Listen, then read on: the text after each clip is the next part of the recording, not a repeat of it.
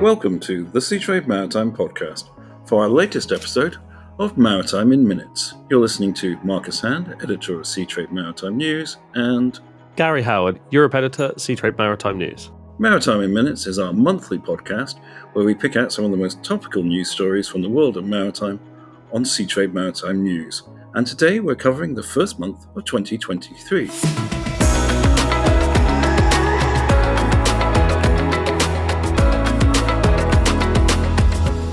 I think many of us have been hoping to ease our way nice and slowly into 2023.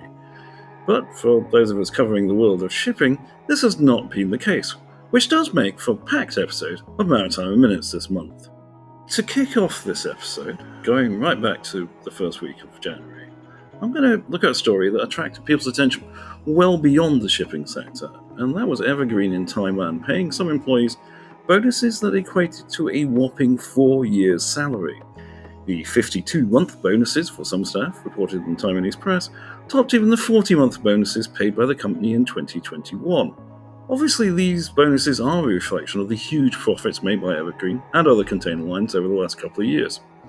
Evergreen reported a $9.91 billion profit for the first 9 months of 2022. Not surprisingly, the quantity of bonuses being paid out have caught people's attention, though, presumably in part from jealousy.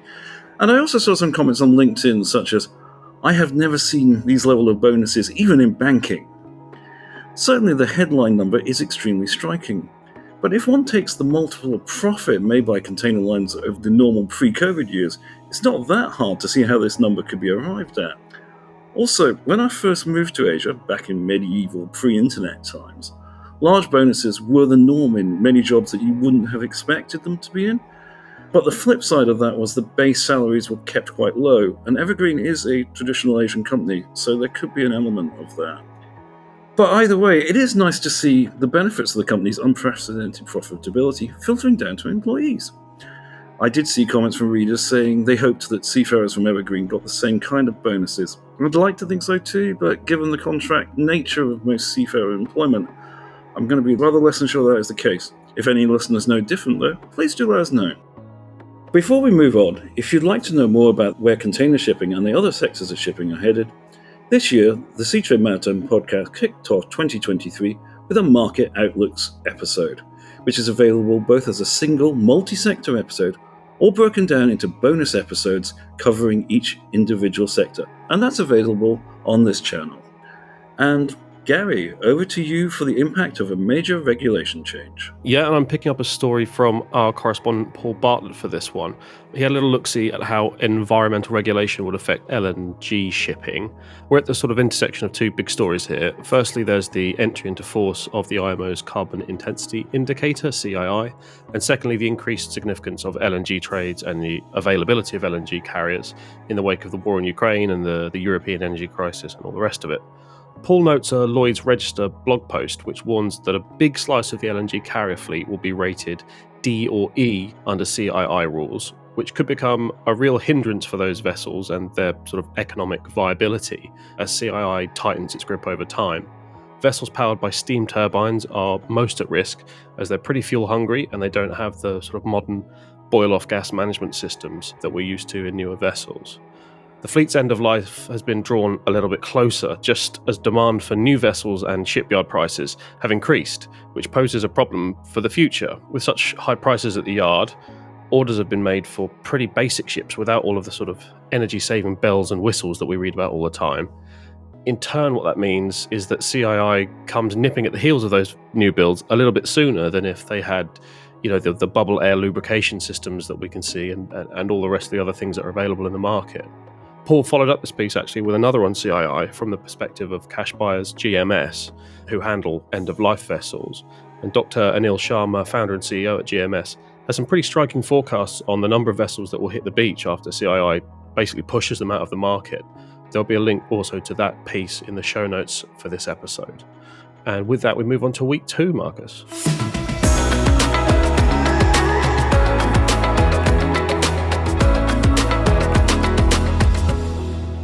I'm going to talk about a company that's probably unfamiliar to most of our listeners. In fact, to be honest, it was unfamiliar to me until a couple of months ago. And that's a company called Sunav. Sunav is a relatively new name in the world of third-party ship management, and they were formed back in mid-2019. The company is headquartered in Chennai and also has an office in Singapore and is expanding into Dubai. But talking with the founder and CEO Sachit Sahunja, the thing that struck me was the company's commitment to have cadets on every ship it manages. Now, it's a common complaint from third-party managers that as much as they'd like to have cadets on every ship that they manage, the principals, the ship owners, are simply not willing to pay for it. However, Sunav has been able to use the uncertainty that was created by the pandemic and the crew change crisis, and then accruing by the Russian invasion of the Ukraine and the large number of seafarers that suddenly became unavailable because of that, to persuade its principals that they must have cadets on their ships to ensure a future pipeline of seafarers. At the time of the interview, Sunav had 33 ships under management, so they're pretty small in the world of ship management. So time will tell how much it can keep to this commitment as it expands, but the company can only be applauded for its stand. The lack of cadets on vessels is a serious issue. It's one that was also highlighted by our columnist Michael Gray in his monthly column headlined The Generation Game, which appeared on Seatrade Maritime News a couple of weeks ago. And Gary, over to you for something, how shall we put it, a bit more threatening. Yeah, absolutely. Thanks, Marcus. I think cybersecurity incidents have climbed very quickly up the list of sort of worst case scenarios within the shipping industry. And unfortunately, shipping industry Target has been hit by a ransomware attack. DNV's fleet management software Ship Manager was hit by a ransomware attack on 7th of January, leading to DNV pulling the plug on the Ship Manager servers. This leaves users with access to just the offline portion of the software, which I'm given to believe is a lot of it and enough to keep the ships running, but on a sort of fleet level makes things a little bit more awkward. DNV said they've seen no signs that any other data or services were affected by this attack, and it's in communication with the 70 customers who use the service to operate around 1,000 vessels.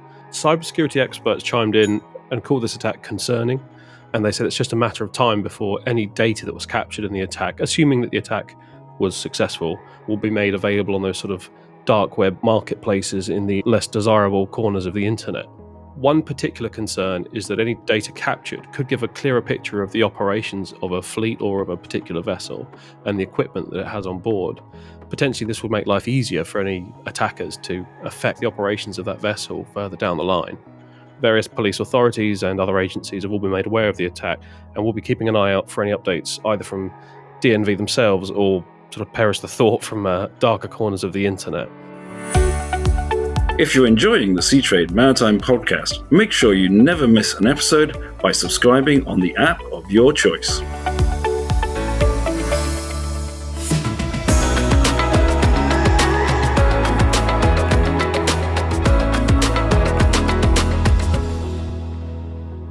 Marcus, you've got a pretty big pick for week 3. Indeed I do. I'm staying with ship management for the third week, but this time it's a tale involving two very well-established names in the sector, OSM and TOME. In what will be the largest consolidation in the sector for some years, Norwegian-headquartered OSM and Singapore-headquartered TOME are set to merge to become one of the largest third-party ship managers, with 1,000 or so vessels in their fleet under technical and crew management, as a combined entity known as OSM TOME. I was lucky enough to get the chance to sit down with CEOs Finn Amund Norby of OSM and Olav Norton from TOME to discuss the whys and wherefores of the planned merger. Size and scale came through as the key factor across a wide variety of different areas, including decarbonisation and regulation and meeting those regulations for decarbonisation and the amount of resources required, crewing and training, and again the resources required for that, and future growth, and having that size and scale to finance that growth. Talking to the two CEOs, they were focused more on broad strategy, and they didn't give too much away in terms of the operational details of how this merger will come together. But there were some reassuring words for those in technical management roles and how the people involved in that remain the same because you're still going to have the same size fleet and the same number of ships. You can head over to Seatrade Maritime News to read the story in full, and there'll be links to that, as said for the other stories, in the show notes. And Gary, I believe you caught up with happenings on another major merger. Yeah, mergers all around. Major merger, that's quite a nice sound. So, making the most of our sort of Singapore-London split, Marcus, I met up with the leadership of Standard Club and North P&I for a chat about the P&I market and how their merger was coming along. The headline is that the difficulties seen across shipping and financial markets and sort of everywhere else in 2022 validated the decision for the two entities to merge, according to North P&I Chief Executive Paul Jennings and Standard Club CEO Jeremy Gross. They envisage that this larger organisation will be better placed to handle market uncertainty and to serve their customers. Now, February 20 is already a pretty big day in the P&I diary, the traditional date for renewals, and that's when Standard Club and North P&I will undergo its own renewal of sorts. At midday on February 20, we'll have all of those renewals and we'll have the creation of the entity North Standard. And while there are some sort of legal technicalities regarding contracts and entities and that sort of thing, the brand will essentially be up and running from February 20. I had a great chat with Paul and with Jeremy, and we covered a few different topics from decarbonisation to training and recruiting talent. They made a point of saying that this wasn't a cost-saving exercise of bringing the two companies together. It's more being able to handle more with what they already have. And it sounds like they're really focused on the talent side of things. So well worth a read for their view on how the merger will affect companies' operations and whether we'll see more consolidation in the P&I market in the coming months.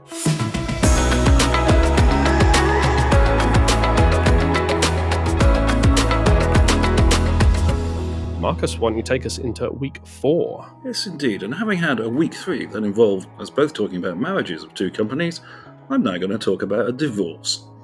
I'm returning to container shipping for the final week of January, and the news that Maersk and MSC had decided to call time on their 2M alliance, which was founded back in 2015.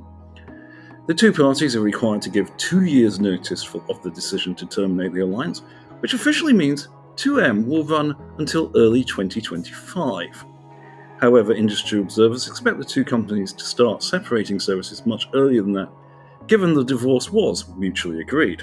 While the news did seem to be met with some surprise, the alliance between container shipping's two largest competitors has always been a somewhat unlikely one, and the two companies have very different operating models, so perhaps we should be more surprised at just how long it's actually lasted. The end of the 2M alliance could well see the ever-expanding MSC simply go it alone with a variety of smaller sort of VSAs on different trades, as the line already commands 17.6% of global capacity, according to analyst Alpha Liner, and it has a hefty new building order book of 1.83 million TEU capacity, or that's about 39% of its current fleet.